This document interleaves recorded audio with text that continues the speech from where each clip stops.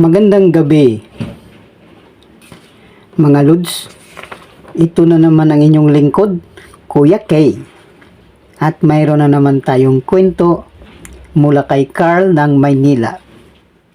Pero bago po ang lahat ay hinihingi ko po ang inyong suporta sa ating munting channel para po lalo pa tayong lumago at dumami. Kung maaari po sana paki-subscribe lang po at hit din yung notification bell natin dyan para ma-update kayo sa susunod nating mga videos. At pinapangako ko sa inyo na mag-upload tayo palagi. Kaya sana ay matulungan ninyong suportaran ang ating munting channel. So, ang ating pong kwento ngayon ay nagmula nga kay Carl ng Maynila. So, ngayon ay ipakikilala natin siya sa inyo. At ito ang kanyang kwento. Magandang gabi, Kuya Kay. Ako po si Carl, 20 years old mula sa probinsya ng Davao. Nais ko rin pong ibahagi ang aking karanasan na nangyari nakaraang gabi lang dito na sa Maynila, kasi dito na ako nagtatrabaho ngayon. At para lubos ninyong maunawaan, narito ang aking kwento. Buwan ng Nobyembre, taong 2023, nang lumuwas ako ng Maynila upang magtrabaho. Dahil tinawagan ako ng classmate ko noong high school na si Albert. At dumating naman ako sa Maynila at nakituloy sa bahay ng auntie niya sa Nabutas. Mate, pansamantala dumito ka muna habang namamasukan. Ipasok kita sa pabrika na pinagtatrabahuhan ng pinsan ko. Pabrika ng pagkain yon. Okay ba sa'yo? Tanong ni Albert sa akin. Okay lang, mate. Yan naman ang pakay ko dito. Ang makapagtrabaho. Sagot ko naman. So kung ganun, bukas na bukas din, dadaling kita doon, okay? Okay, mate. Sagot ko naman. Siya nga pala, mate. Ito si Auntie Sini, yung tiyahin ko na sinasabi ko sa iyo. Biyuda na siya, kapatid siya ng nanay ko. Dalawang anak niya, binata na rin ang isa, kaso palaboy. At ito naman si Bunso, 7 taong gulang. Okay, mate. Maraming salamat. Maraming salamat din po, ate, sa pagtanggap nyo sa akin dito. Huwag ko kayong mag-alala. Pag nakatrabaho na ako, ay tutulong ako sa mga gastusin sa bahay. Sabi ko sa kanila. Naku, wag mo nang alalahanin yun, nakakaraos din kami. Kaya lang, pagpasensyahan mo na itong bahay ko at mahirap lang kami. Okay lang po yun, ate. At yun nga, dahil okay na ang usapan, ay kinabukasan nakapasok agad ako sa pabrika. At ang oras ng pasok ko ay mula 2:00 ng hapon hanggang 10:00 ng gabi. At si Albert naman ay 10:00 ng umaga hanggang 6:00 ng hapon. Kaya nagpapang-abot pa rin kami sa bahay. At si Ate Sini naman ay nagtitinda ng sibuyas sa palengke. Pero malakas din ang kanyang benta dahil bultuhan naman ito. At malapit lang sa bahay ang palengke. Malalakad lang. Sinasakay lang ni Ate Sine ang paninda niya sa sikad. Dahil kaya naman niya itong dalhin. So lumipas ang 1 buwan, naging maayos naman ang sama namin sa loob ng bahay. Masaya kami. Medyo masikip nga lang. Masikip ang tulugan dahil sa lapag lang kami natutulog. At tabi-tabi kaming lahat. 4 kami. Sa unahan si Albert, sunod ang bata, sunod si Ate Sini, at panghuli ako sa may bandang pinto. Dahil gabi na ako dumarating at minsan tulog na sila. Pero kahit may susi ako ay magigising pa rin si Ate Sini dahil sa lagitik ng pinto pagpapasok ako. Oh Carl, buti na paaga ka. Maulan pa naman. Opo ate, traffic na kaya nilakad ko na lang. Nag-shortcut na lang ako. Sabi ko kay ate. Kaya pala basa ka ng ulan. O sige, maligo ka at magbihis at ihanda ko ang pagkain mo. Tulog na si Albert, naghihilik na. Okay po ate. Tuloy na lang ako sa kusina pagkatapos ko magbihis. Mabait si Ate Sini. Kaso ang anak niya salbahe at isang adik kaya minsan lang umuwi dito. Kaya malungkot si Ate Sini. Habang kumakain ako ay umupo si ate sa harap ng mesa. Sabayan na kita Carl, medyo nagutom na rin ako. Kumusta ang trabaho mo? Tanong niya sa akin. Okay naman po. Kaso mga makukulit yung mga kasama ko sa second shift. Bakit naman? Kasi po, kinakantyawan at binubuli nila ako. Bakit? Anong ginagawa nila sa'yo? Tinutokso po nila ako? Bakla daw ako? Bakit naman nila sinasabi yun? Kasi po tuwing sulduhan sa gabi, palagi nila akong niyayaya na mag-beer house daw kami. Hindi po ako sumasama. Bakit hindi ka sumama? Tanong niya sa akin. Ayoko po kasi, hindi ko po alam ang pasikot-sikot dito. Saka kung igagastos ko doon, bili ko na lang ng pagkain para sa ating lahat. Sabi ko sa kay ate, nako, napakabait mo talagang bata ka. Basta pizza lang ang bibili mo sa akin, masaya na ako, pati si Bunso. Opo ate, pag sweldo ko sa Sabado ng gabi, bibili ko kayo. So pagkatapos namin kumain, ay naghugas na ako ng pinggan at nauna na si Ate Sini na humiga sa loob. At nang pumasok ako, ay nadatnan ko siya na nakahiga. Nakashort lang ito ng maiksi at manipis. Lagi kasi itong nakamahabang manggas at jogging pants pag nagtitinda. Lumitaw tuloy na sa edad niyang 40 ay maputi pa at makinis ang mga hita nito. Kaya kahit paano, may iilan pa ring nagtatangkang ligawan siya sa may kabilang kanto.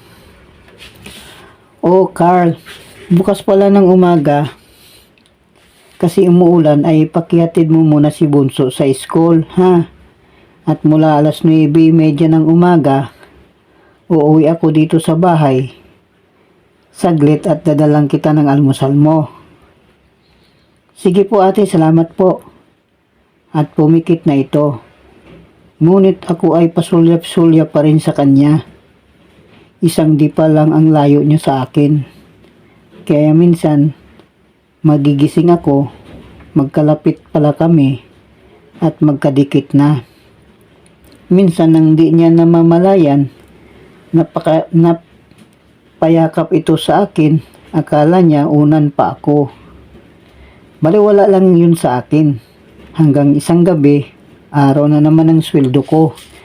Ito na naman ang mga makukulit kong kasama. Kinukulit na naman ako. Pare, bading kaya hata eh. O kaya double blade. Paano ka mabinyag ganyan kung ayaw mong sumama?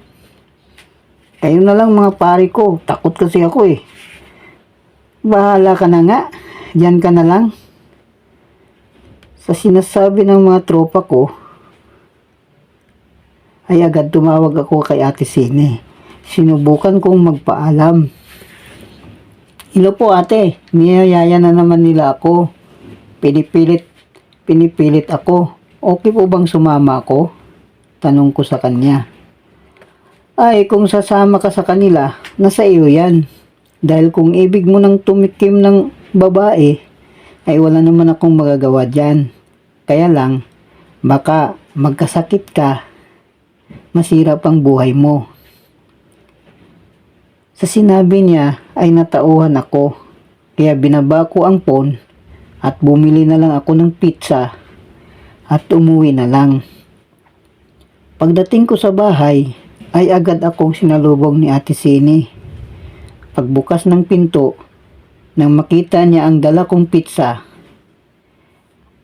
ay masayang masaya ito at nagulat ako, bigla niya akong niyakap at hinalikan sa pisngi. Salamat Carl, pinasaya mo ako. Di mo ba alam na birthday ko ngayon? Kaya ito may inihain akong pagkain para sa atin. Kaso si Albert ay madaling araw na raw makakarating dahil pina-overtime siya. Ganun po ba? Sige po. Maliligo lang ako at magbibihis. At pagkatapos ko magbihis, ay kumain na kami ni Ate Sini. Dahil tulog na si Bunso. Ate, sorry kung alam ko lang na birthday mo. Ngayon, binilhan sana kita ng cake. Sabi ko sa kanya. Naku, hayaan mo na yun. Ang importante, hindi ka sumama doon sa mga katrabaho mo. Opo ate, sabi nyo kasi kaya nga, sinunod ko kayo. Sagot ko naman. Yan ang gusto ko sa iyo. Good boy ka talaga. Malay mo, surtihin ka ngayong gabi at liligaya ka pa. Nagulat ako sa sinabi niya. Ano kaya ang ibig sabihin ni ate? Maya-maya pa ay nagsalita ulit ito. Carl, dahil tapos na tayong kumain, ay maligo na rin ako. At ikaw na ang bahala sa kusina. Okay? Okay po ate. At dali kong hinugasan ang mga pinggan at niligpit ito. At saka bumalik na ako sa kwarto. Naabutan ko si Ate Sini na nakaupo at nakatapis habang nakasandal sa dingding. Nakatapis lang ito ng towel. Maputi talaga ang katawan niya. Iba na itong nararamdaman ko. Carl, halik ka, upo ka rito sa tabi ko at may ipakikisuyo ako sa iyo. Sabi niya sa akin. Pakilagyan mo naman yung likod ko ng losyon at di ko maabot. Sabay dapa niya sa higaan. Kinakabahan ako. Ano kaya ang gagawin ko? O Carl, umpisahan mo na. Ate, nakatapis po kayo ng tuwalya. Anong gagawin ko? Sus na bata ito. Di tanggalin mo para malagyan mo ng lotion ng likod ko. Opo ate, ito na po. At dahan-dahan ko inalis ang towel. At dahil sa kalituhan ko, naku po, natanggal ko ito lahat. At ito na nga, wala nang damit si Ate Sini, wala ring panty. Ang kaba ko kanina ay napalitan na ng init ng aking damdamin. Kinuryente na ang katawan ko. O Carl, sarap naman yung haplos mo. At medyo imasahe mo ang balikat ko pababa sa likod ko. Kasi nangangalay ito eh. Opo ate, ako pong bahala. At ngayon, nag-iba na ang isip ko. Dahil sa nakatambad na ang hubad niyang katawan. First time ko nakakita ng babaeng hubad. At ito na nga, tumatayo na si Manoy ko. Habang hinihimas-himas ko ang likod niya, ay napaungol ito ng mahina. Carl, sige pa. Lagyan mo ng lotion ang buong katawan ko. Sa sinabi niyang yon, lalo akong nag-iinit. Tuloy ang paghimas ko at paglagay ng lotion sa katawan niya, pababa sa maumbok niyang puwit. Pero hindi ko pa masilayan ang kanyang hiyas. Ang tangi ko lang makita ay ang nakausling mga suso niya habang nakadapa ito. Napakaganda ng katawan ni ate. Maliit na babae lang siya. Kaya habang nasa mga paa niya ang mga kamay ko, ay dahan-dahan ko itong hinahawi upang maibuka. Tinitingnan ko ang reaksyon ni ate. Wala namang pagtutol. Nakapikit lang ito. Kaya sobrang init na ako. Tinanggal ko na ang suot niyang t-shirt. Ang suot kong t-shirt pala dahil ang aking alaga ay tigas na tigas na. Hinawi ko pa ng bahagya ang mga binti niya. At ito, naibuka ko na. Naku po, tumambad na sa harapan ko ang hiyas niya. Hindi ko na alam ang gagawin ko. Nang bigla siyang magsalita. Carl, di ba may regalo ka sa akin? Kahit di mo alam na birthday ko? Opo ate, meron po. O saan na? Pwede mo bang ibigay na? Opo ate, kaya lang baka magalit kayo sa akin. Ba't naman ako magagalit sa iyo? At bigla siyang bumangon at bigla kong niyakap. Carl, sa atin lang ito. Huwag kang mag-ingay ha. Sobrang tagal na kasi akong tigang. Maraming nanliligaw sa akin. Ayaw ko lang. Bakit po ayaw nyo? Kasi ayaw kong masaktan. Pero hayaan na natin sila. Ang importante ay ang ngayon. Di ba gusto mo nang tumikim ng babae? Tanong niya sa akin. Opo ate, gustong gusto ko na po. So ito na, nakikita mo na. Pwede bang iregalo mo na lang sa akin? Ito sa birthday ko? Sabay hawak niya sa matigas kong alaga. Opo ate, para po sa inyo talaga yan. Kaso po, di pa po ako marunong. Virgin pa po kasi ako. Huwag kang mag-alala. Ako ang bahala. Sabi niya sa akin. At pinahiga niya ako at inalis ang saplot ko. Isinubo niya ang aking si Manoy.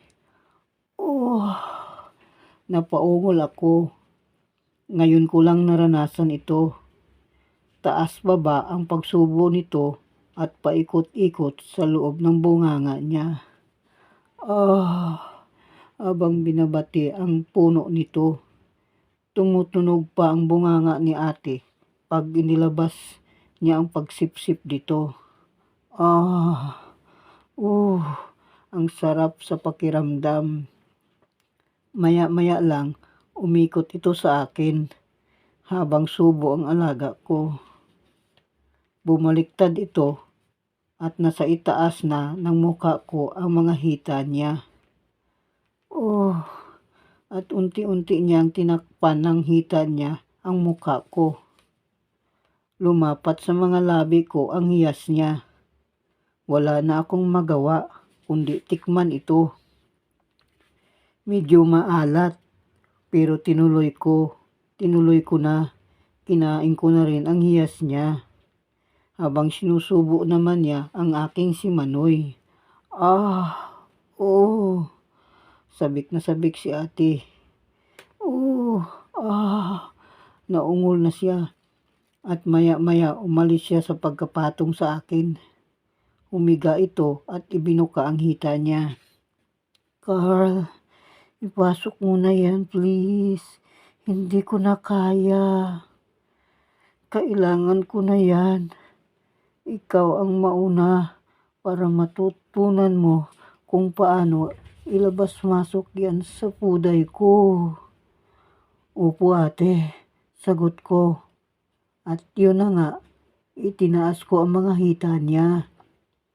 At itinutok ito sa hiyas niya. Dumapa ako sa kanya, Sabay dahan-dahang ibinabaon ang alaga ko. Oh, oh, ang init, ang sarap. Carl, sige pa. Oh, ituloy mo pa. Ang ungol ni ate. Opo ate, ayan na po. At yun nga, kahit masikip ang puday niya, ay matagumpay kong naipasok si Manoy. Napaigtad si Ate Sini, sabay titig sa akin. Carl, ang sarap, ang laki. Bilisan mo pa. Oo, oo. Opo ate, ayan na po ako. Ito na po. Sobrang sarap po. Ang dulas. Ang sarap, ang init. Oh, lalo kong binilisan ko pa. Yumakap siya sa akin at pinupug ko siya ng halik. Ate, malapit na po ako. Oh, ang sarap-sarap niyo po. Ang sarap. Ako rin, Carl. Ibuhos mo lahat yan, please. Opo ate, ang dami po nito. Pakiramdam ko, sobrang dami. Lalabas na po. Ayan na po. Oh, ah, ah, oh, oh. Sige Carl, ibuhos mo lahat. Oh, ang sarap. Isagad mo. Maya-maya lang. Pabilis na ng pabilis ang ungol naming dalawa habang pinaspasan ko naman ang pagsakyod nito sa kanyang puday. Ah, oh, ah, ah, ate, ang sarap. Sige pa Carl, sige pa, ate, lalabasan na po ako. Ang sarap. Oh, I love you, ate. I love you din, Carl. Iputok mo na yan. Opo, ito na po. Oh, ayan po ate. Carl, ang sarap. Oh, ate, ayan na. Po, ayan na po ate. Ang labas na. Ang sarap, Carl, ang sarap. Yumakap ka muna. Ang daming umaagas habang pinipres naman ni Ate Sini ng puday niya ang Manoy ko. Habang mahigpit kaming magkayakap. Ate, ang sarap pala. Ngayon lang ako nakatikim nito. Oo nga, Carl. Sa loob ng 7 taon, tigang na tigang ako. Ngayon ko lang uli naranasan ito. Ang sarap. Wow. Sobrang sarap, Carl.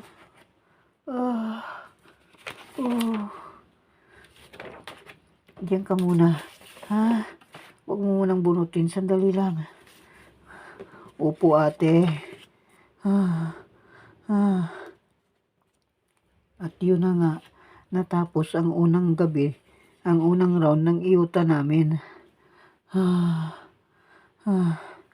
So yun po at masaya kaming dalawa ni Ate Sini ng gabing yun. Ate, pwede pa ba nating ulitin ito?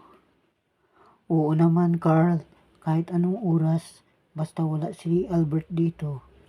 Ulitin natin. Araw-gabi. Para hindi niya alam. Kasi baka magsumbong sa nanay niya. Sige po ate. Andito lang po ito pag kailangan nyo. Salamat nga pala sa pagdilig mo. Nabuhay tuloy ang halaman ko. So ayun na nga. Bago kami natulog ni ate, paglipas ng 1 oras, nakaisa pa ako sa kanya. At yung pangatlo namin, madaling araw na. Kaso, binilisan ko na lang yun ng pangatlo dahil baka dumating na yung kaibigan ko. So, ayun na nga ang nangyari. Ang aming iyutan ay tuloy-tuloy na. Hanggang sa kasalukuyan. Masaya kami ni ate nandirito pa rin ako sa kanya. At ang sabi niya sa akin, ituloy ko lang daw at i-enjoy namin ang araw at gabi. At wag daw po akong mag-alala kasi hindi naman niya ako uobligahin kung mabuo ang punla na idinilig ko sa kanya sa araw at gabi. At dito ko na rin po natutunan kung paano magpasarap ng isang babae. Hanggang dito na lamang po at marami pong salamat sa inyong pagtangkilik ng mga kwento na katulad nito. At maraming salamat din po, Kuya Kay, sa pagbibigay mo ng buhay sa aking karanasan. Magandang gabi sa inyong lahat. Well, believe ako sa iyo. Iba na talaga ang pogi at bata pa. Ang swerte mo. Ikaw ang nakadilig ha. Sana all makadilig din kami. By the way mga Lods, kung nagustuhan niyo po ang kwento natin ngayong gabi, ay huwag po sana nating kalimutang i-subscribe at pakihit na rin uli ang notification bell para po sa inyong suporta sa ating channel para lalo pa po tayong madagdagan at dumami pa tayo at magiging masaya tayo sa bawat araw. Yun lamang po at maraming salamat. Hanggang sa muli, ito ang inyong Kuya K.